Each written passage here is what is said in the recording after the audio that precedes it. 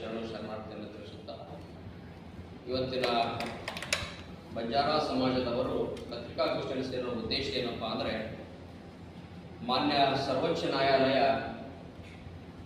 ಒಳ ಮೀಸಲಾತಿಯನ್ನು ಜಾರಿಗೆ ತರಲು ಆಯಾ ರಾಜ್ಯ ಸರ್ಕಾರಕ್ಕೆ ಅಧಿಕಾರವನ್ನು ಕೊಟ್ಟು, ಹೀಗಿರುವಾಗ ಮಾನ್ಯ ಕರ್ನಾಟಕ ಸರ್ಕಾರದ ಮುಖ್ಯಮಂತ್ರಿಗಳಾದ ಸಿದ್ದರಾಮಯ್ಯ ಸಾಹೇಬರು ನ್ಯಾಯಮೂರ್ತಿ ಎಚ್.ಎನ್. ಸದಾಶಿವ್ ನಾಗಮೋಹನ್ ದಾಸ್ ವರದಿಯನ್ನು ರಚನೆ ಮಾಡಿ ಏಕಪೀಠ ಸದಸ್ಯವನ್ನು ರಚನೆ ಮಾಡಿದ್ದು, ಆ ಪೀಠವು ಏನು ಸರ್ವೋಚ್ಚ ನ್ಯಾಯಾಲಯ ಏನು ಆದೇಶವನ್ನು ಕೊಡ್ತಲ್ಲ,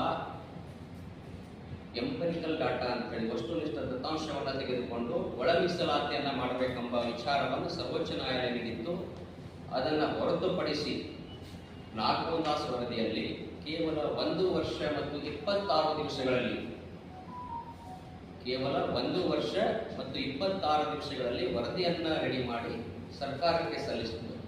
ಅದನ್ನವೇ ಮಾನ್ಯ ಮನೆಗಳಾದಂಥ ಮುಂಗಾರು ಅಧಿವೇಶನದಲ್ಲಿ ಕ್ಯಾಬಿನೆಟ್ನಲ್ಲಿ ಒಳ ಮೀಸಲಾತಿಯನ್ನು ಸಿದ್ದರಾಮಯ್ಯ ಅವರ ಸರ್ಕಾರ ವಿರೋಧವನ್ನು ಮಾಡಿತು. ಹೇಗಿದೆಯಪ್ಪ ಅಂದರೆ, ಗುಬ್ಬಿ ಮೇಲೆ ಬ್ರಹ್ಮಾಸ್ತ್ರವನ್ನು ಪ್ರಯೋಗ ಮಾಡುವ ರೀತಿ ಸಿದ್ದರಾಮಯ್ಯ ಅವರ ಸರ್ಕಾರ ಮಾಡಿಬಿಟ್ಟಿದೆ. ಏನು ಹಿಂದಿನ ಸರ್ಕಾರವನ್ನು ಮಾಡಿದ್ದನ್ನು ನಾವು ಸಹಿಸಿಕೊಳ್ಳಲಿಲ್ಲ. ಹಿಂದಿನ ಸರ್ಕಾರ 15% ಮೀಸಲಾತಿ ಇತ್ತು, ಅದನ್ನು 17% ಮೀಸಲಾತಿಯನ್ನು ಹೆಚ್ಚಿಗೆ ಮಾಡಿದ್ರು. ಅದರಲ್ಲಿ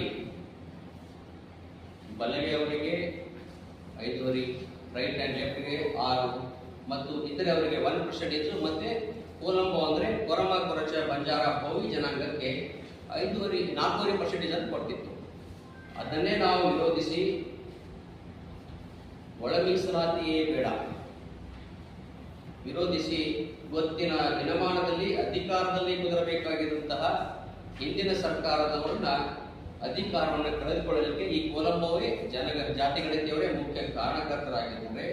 ಹೀಗಿರುವಾಗ ಇವತ್ತೇನು ಸಿದ್ದರಾಮಯ್ಯ ಅವರ ಸರ್ಕಾರ ರೈಟ್ ಆ್ಯಂಡ್ ಲೆಫ್ಟ್ ಅವರಿಗೆ 6% ಇದನ್ನು ಕೊಟ್ಟು, ಅಷ್ಟೇ ಅಲ್ಲ 3 ವರ್ಗೀಕರಣವನ್ನು ಮಾಡಿ ರೈಟ್ ಆ್ಯಂಡ್ ಲೆಫ್ಟ್ಗೆ 6% ಇದನ್ನು ಕೊಟ್ಟು ಮತ್ತು 63 ಜಾತಿಗಳನ್ನು ಸೇರಿಸಿ ಬಂಜಾರ, ಭೋವಿ, ಕೊರಮ, ಕೊರಚ ಮತ್ತು ಇನ್ನಿರುವಂಥ ಎಲ್ಲ ಜಾತಿಯವರನ್ನ 59 ಜಾತಿಯವರು 63 ಜಾತಿಗಳನ್ನಾಗಿ ಮಾಡಿ ಕೇವಲ 5.5% ಇದನ್ನು ಕೊಟ್ಟಿದೆ.